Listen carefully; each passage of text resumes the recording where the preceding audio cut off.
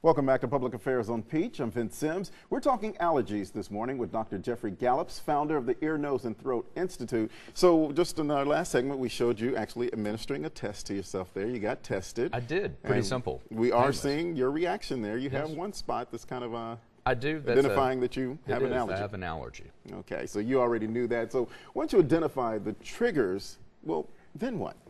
Well, you want to start with the basics.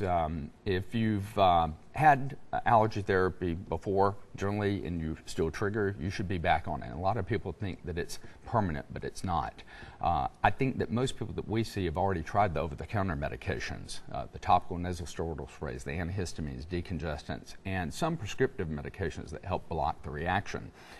But ultimately, it's how much do you suffer? You know, how much of an issue is this? And because I'm an ear, nose, and throat doc, we're treating mainly nasal allergies, which is what most people complain about: eye watering, nasal allergies, congestion.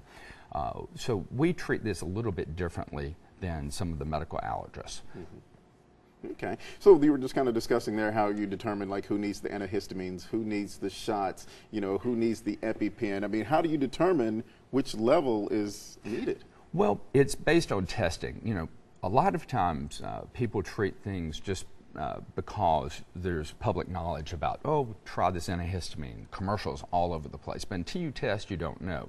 And once you test, you can determine the severity of those allergies. EpiPens are definitely indicated for anybody that could have an anaphylactic reaction. That is, that they have such an extreme reaction to the allergen that they pass out. And so that is can be life or death. Certainly if you're on immunotherapy or allergy shots, you need to have an EpiPen with you at all times.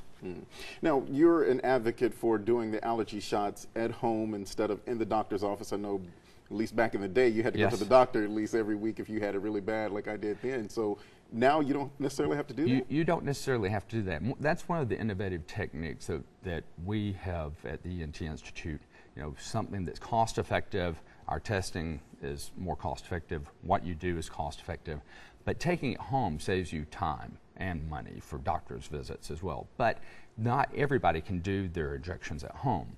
For what we're treating for nasal allergies, you can do that at home, and we're an advocate of that, and you can do it very safely. For other things, you can't do that, but that's an innovation in healthcare delivery, and that's really what we all need nowadays, something that's cost-effective and delivers the type of health care that you need. And as you mentioned, not all of them are just shots, injections. You mentioned something earlier about under the tongue? Or oh yes, allergy drops. They're not covered by insurance, but generally your out-of-pocket expense for these is about the same as you'd have with your copays. So they're almost as effective. It depends on the studies that you read. But I tell my patients, listen, doing this is better than not doing them. So if you're not going to do allergy shots, then do allergy drops, because you're going to have significant improvement with that. Some studies show that it's 70 to 80% as effective as having the allergy shot. Okay. Now we know that in Atlanta we have a lot of transplants, people that come from other places, and people will say, well, I never had allergies until I got to Atlanta. Do you grow into allergies, or can you grow out of them, or is it just what we have here? Believe it or not, you can actually do both. You can grow into them, you can grow out of them as well. So adult onset allergies have been pretty prevalent, and it's just a matter of what you're exposed to. You're exposed to a pollen, if you will. It doesn't bother you the first time. Your immune system says, I'm not comfortable with that. And the next time you're exposed to it, you react. And very mildly in most cases, that is, you have nasal congestion, sneezing, watery eyes, the typical things that we're thinking about this time of year. What is our main trigger here in the Atlanta area? Well, right now, trees. We're seeing all these trees budding, and that's what we're allergic to now. And before long, it'll be grasses. And all the time, we're onset by being in homes where you can eat off the floor, but there are dust mites there, and that we can be allergic to, and that's 24/7. Oh wow! Okay, just so much we have to deal with there. And like, we're the Canopy City here, and we have a lot of pine trees in the Georgia area. Is pine a big one specifically? No, it's not actually. Really? Okay. It's an irritant. So when you go out and you see the cars and all the pollen on the cars, that generally is, we see the pine pollen.